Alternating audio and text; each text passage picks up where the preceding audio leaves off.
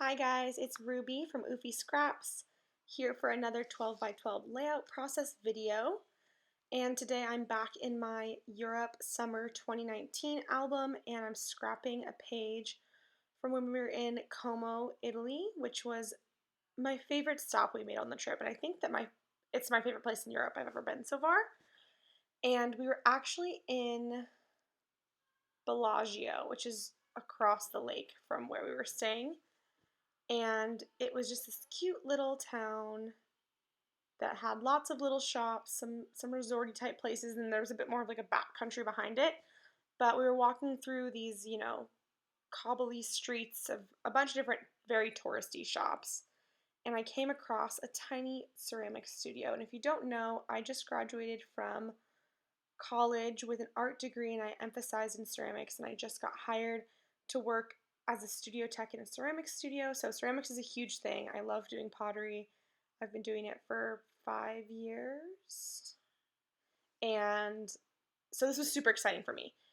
And the artist's name was Magda, and I don't even want to try to pronounce her last name. Sorry, I'm bumping my tripod. Let's begin that a little bit. But yeah, I was able to talk with her a little bit. She spoke some English and she was working on some hand building, but also did a lot of thrown work. And I predominantly throw, so it was cool to see that.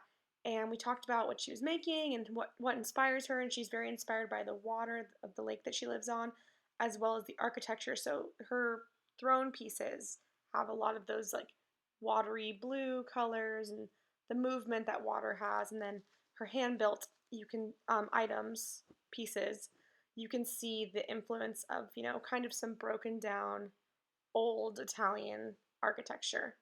So I have a photo of her shelves of work, and then the photo on the right is her working in her studio setup. So it was just super exciting to see that and felt very meant to be. And then these other two images are postcards that she had for free just there. And so I grabbed them because they had some up close photos with her work on it, and then also had her name and the studio and where it was or whatever on the back side. So I used that for a bit of not journaling, but just I included that in my embellishment as a way to add some more context to the layout. So I did a bunch of shades of blue. The background is this kind of watercolory white with blue lines horizontally. And then I just pulled out a bunch of different scrap paper to do some layering. And I really wanted to include both cards, but it made the layout a bit awkward to figure out. So that was kind of a challenge for me. So I just kind of messed around with what I think I'm going to like for a bit. But I kept this layout pretty simple. I'm not sure how I feel about the finished layout. On this day I made two different layouts and both of them were kind of iffy for me. I wasn't super over the moon for either of them, but I'd been on a roll of really loving all of my layouts, so I guess I was due for a couple of ones, I guess. But I mean, they turned out fine overall. They just weren't ones I was incredibly excited for. So I'm just starting to glue some things down. I end up doing a lot of overlapping, keeping those photos close together, and then the note cards a little bit more on a diagonal from each other. And again, just using my good old glue stick, keeping it simple and cheap. I think that a lot of scrapbookers, at least people I know that I follow or know personally, don't really use glue sticks. I think it's partially because it's a bit annoying to use a glue stick versus like our tape roller. And also that it's not as strong sometimes, but I find with paper that a glue stick is great, and it's awesome because it's very repositionable while you're working. And then once the glue dries, it's pretty stuck on there. And now for my title, I knew I wanted it to be in the studio with Magda, whatever her last name was. It's a long Italian last name, so I don't want to butcher it, so I'm not even going to say it. But yeah, so I pulled out these little aqua glitter stickers that were from Recollections. And then I was trying to figure out what other ones I was going to use because her name was really long. And I didn't want to write it because I don't like my own handwriting. I'm still in the air about that. So I grabbed these small little alphabet stickers that are black, and I have a lot of them, so I was like, okay, this will be good. But it turned out that it was going to take me forever, so I just cut out all of that part of the video where I was painstakingly putting out all the letters, and then those black letter stickers didn't want to stick down, so I ended up putting some semi-translucent washi tape over top of them, and I think it worked, but I'm definitely not super happy with how that turned out. So I decided to layer a bunch of that washi tape elsewhere to kind of make it feel more incorporated and less of an afterthought or a slight solution to a problem. I wanted it to look intentional. So I've got a lot of aqua and blue shades of washi tape luckily, so I just layered them all up. And you can see me just going in with that. Even more washi tape. So yeah, I use like 4 or 5 different aqua washi tapes. But yeah, you can see now how long her last name was. And I'm sure that if you had the proper pronunciation, it's a beautiful Italian last name. I just don't have that. So we'll let someone else handle that. And then I have these fabric stickers that say love, and the other one says a memory recorded, and they're just in a good color scheme. So I stuck those down. And then I pull out my 6x12 super summery set, and I don't know what that says, but there's a little label-y type tag that says something.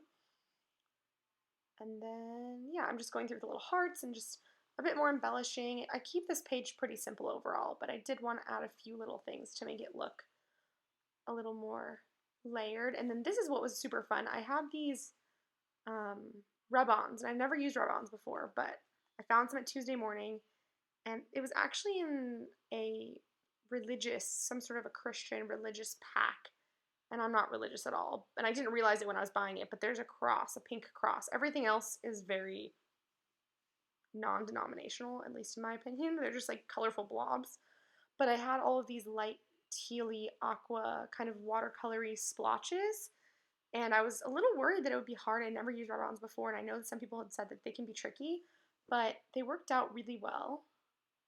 And yeah, so I was just super excited to use those, and then immediately went to scrapbook.com and added a bunch of rub-ons to my cart because I got excited about it.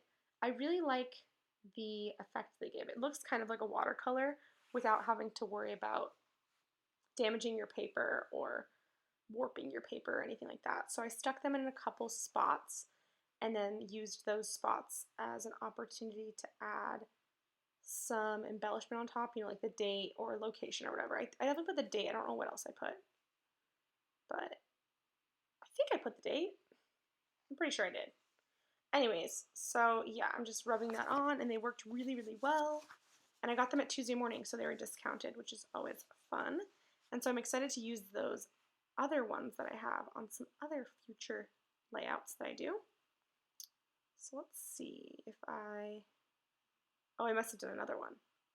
So yeah, they were just a fun thing to layer behind things and just add a different texture and element to the page. I thought that was fun. So yeah, just a little something something to spice my life up here. I mean, they're not new. They're sort of new, but I've had them so as long as I've had most of my other newish embellishments, and I just haven't gotten them out yet. So I wanted something to get me excited about this page, and that definitely did. I really liked the way it looked. And then I've got some Mr. Huey's Mist in some like sky blue or something. I don't know what it's called. But I got my little Mr. Huey's out, splattered him down, and I think that really looked great with the rub-ons because it had that same kind of wash of color that the watercolor looking rub-ons had. And then yes, I do add a little bit of a title, or no, a date on the top.